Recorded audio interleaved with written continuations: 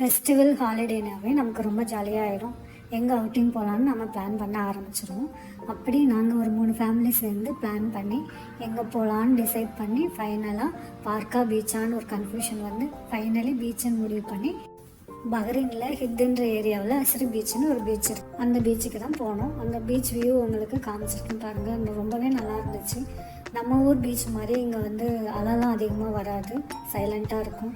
பார்க்குறதுக்கே நல்லா நீட்டாக இருக்கும். பீச்செல்லாம் நல்லா நீட்டாக வச்சுருப்பாங்க. இங்கே நாங்கள் 3 ஃபேமிலியும் தான் பீச்சுக்கு போனோம். வீட்லேயே லஞ்ச் ப்ரிப்பேர் பண்ணி எடுத்துகிட்டு போயிட்டோம்.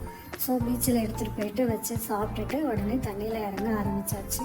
ஒரு 1 ஹவர் போல் நல்லா தண்ணியிலே இருந்தோம். நிறைய ஃபேமிலி பேச்சுலர்ஸ் நிறைய பேர் வந்திருந்தாங்க. பார்த்திங்கன்னா ஃபஸ்ட்டு நான் மட்டும் இறங்கினேன். கொஞ்சம் தூரத்தில் பார்த்தீங்கன்னா நிறைய ஷிப்பெல்லாம் அங்கே நிறுத்தி வச்சுருக்காங்க பாருங்கள், காமிச்சிருக்கேன். பார்க்குறதுக்கே ரொம்ப நல்லா இருந்துச்சு. இந்த வானமும் இந்த கடலும் சேர்ந்து பார்க்குறதுக்கு அவ்வளோ அழகாக இருந்துச்சு வியூ. பார்த்திங்கன்னா நிறைய பேர் அங்கே குளிச்சிட்ருக்காங்க. தண்ணியில் நல்லா என்ஜாய் பண்ணி பேச்சுலர்ஸ் எல்லாருமே அங்கே குளிச்சிட்ருக்காங்க.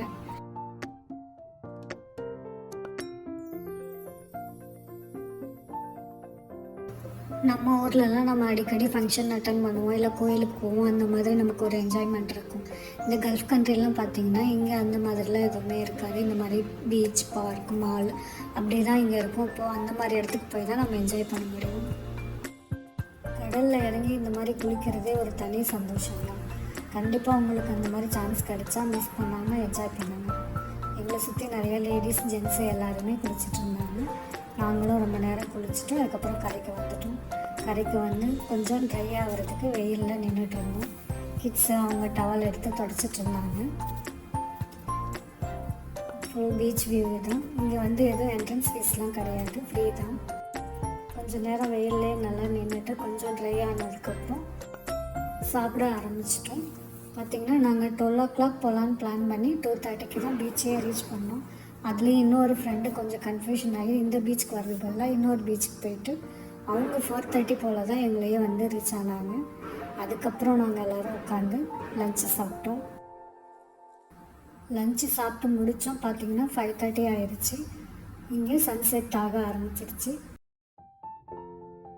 டைம் ஆக பார்த்திங்கன்னா நிறைய கூட்டம் வர ஆரம்பிச்சிட்டாங்க.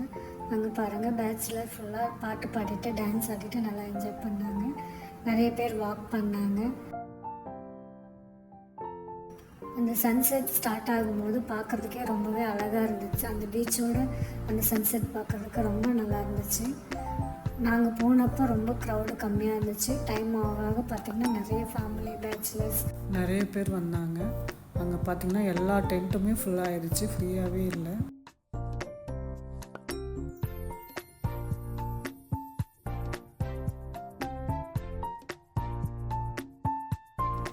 வேறு பீச்சுக்கு போன அந்த ஃப்ரெண்டும் வந்துட்டாங்க. அவங்க வந்ததுக்கப்புறம் நாங்கள் எடுத்துகிட்டு வந்த லஞ்ச் எல்லாம் ஓப்பன் பண்ணி சாப்பிட்டோம். Lemon rice, vegetable rice, egg biryani, white rice, sambar, side dish, egg omelette எல்லாம் அப்படி நிறைய வெரைட்டி எடுத்துகிட்டு போயிருந்தோம். சிப்ஸ் எல்லாமே சைட் டிஷ்ஷாக வச்சு சாப்பிட்டுட்டு பொறுமையாக கதை பேசிட்டு நல்லா ரிலாக்ஸ்டாக சாப்பிட்டோம். என்ன தான் நம்ம வீட்டில் வெரைட்டியாக சமைச்சு சாப்பிட்டாலும் அது வந்து ஒரு சாட்டிஸ்ஃபேக்ஷன் இருக்காது. இந்த மாதிரி வெளியில் ஒரு அவுட் ஸ்பேஸில் உட்காந்து எடுத்துகிட்டு போன எல்லா ஃபுட்டையும் ஷேர் பண்ணி சாப்பிடும்போது அதில் இருக்க ஒரு ஹாப்பினஸ்ஸு செம்மையாக இருந்துச்சு. ஸோ நீங்களும் இந்த மாதிரி சான்ஸ் கிடைச்சா ஃப்ரெண்ட்ஸோட, ஃபேமிலியோட அவுட்டிங் போகணும். உங்கள் ஏரியா பக்கத்தில் இருக்க முக்கியமான பிளேஸ்க்கு போயிட்டு பீச்சுக்கு தான் போகணுன்றதுலாம் கிடையாது. நம்ம ஏரியா பக்கத்தில் இருக்க முக்கியமான பிளேஸ் எந்த பிளேஸ் இருந்தாலும் அங்கே போய்ட்டு இந்த மாதிரி ஷேர் பண்ணி ஃப்ரெண்ட்ஸோட கதை பேசிட்டு சாப்பிட்டுட்டு வரது ஒரு தனி சந்தோஷம். நீங்களும் ட்ரை பண்ணுங்கள். இங்கே இருக்க மோஸ்ட் ஆஃப் த பீச் பார்த்திங்கன்னா உங்களுக்கு அலையே இருக்காது, இந்த மாதிரி தான் இருக்கும். நாங்கள் ஃபஸ்ட்டு பார்க்கும்போது தண்ணி வந்து கீழே இருந்துச்சு. டைம் ஆக கொஞ்சம் மேலே வர ஆரம்பிச்சிருச்சு. எல்லாம் சாப்பிட்டு முடிச்சுட்டு உட்காந்து கடலை ரசிக்க ஆரம்பிச்சிட்டோம். நல்லா குரூப் ஃபோட்டோ, செல்ஃபி அந்த மாதிரி நிறைய ஃபோட்டோ ஷூட் பண்ணோம். இங்கே பார்த்திங்கன்னா கடல் மேலே வந்து இந்த பாலம் கட்டியிருப்பாங்க. நான் ஏரோ மார்க் காமிச்சிருக்கேன் பாருங்கள். இந்த பிரிட்ஜை வந்து கடல் மேலே கட்டியிருக்காங்க. பிரிட்ஜை தாண்டி தான் நாங்கள் இருக்க ஏரியாவுக்கு வரணும். அந்த வியூவே பார்த்திங்கன்னா அவ்வளோ அழகாக இருக்கும் பார்க்குறதுக்கு. சன்செட்டை பார்த்துட்டே நாங்கள் 3 பேரும் உட்காந்து கொஞ்சம் நேரம் கதை பேசினோம். தண்ணியில் கால் நினச்சிட்டு கொஞ்சம் நேரம் கதை பேசிட்டு திரும்பி கொஞ்சம் ஃபோட்டோஸ்லாம் எடுத்துகிட்டு அங்கேருந்து கிளம்பிட்டோம். ஸோ நீங்களும் இந்த மாதிரி ஹாலிடேஸ் வரும்போது ஃபேமிலியில், ஃப்ரெண்ட்ஸ் இந்த மாதிரி போயிட்டு நல்லா என்ஜாய் பண்ணுங்கள். அந்த ட்ரிப்பே உங்களுக்கு வந்து ஒரு மெமரபுளாக இருக்கும். நம்ம எவ்வளோ தான் ஃபேமிலியில் ஸ்ட்ரெஸ்ஸு, ரொம்ப ப்ரெஷர் அப்படி இருந்தாலும் இந்த மாதிரி ஒரு ட்ரிப் போயிட்டு வந்தால் மனசு ரொம்ப லேஸாகும். ஸோ நீங்களும் இந்த மாதிரி ஒரு ட்ரிப் போய் நல்லா என்ஜாய் பண்ணுங்கள். தேங்க்யூ ஃபார் வாட்சிங். Take care. பாய்.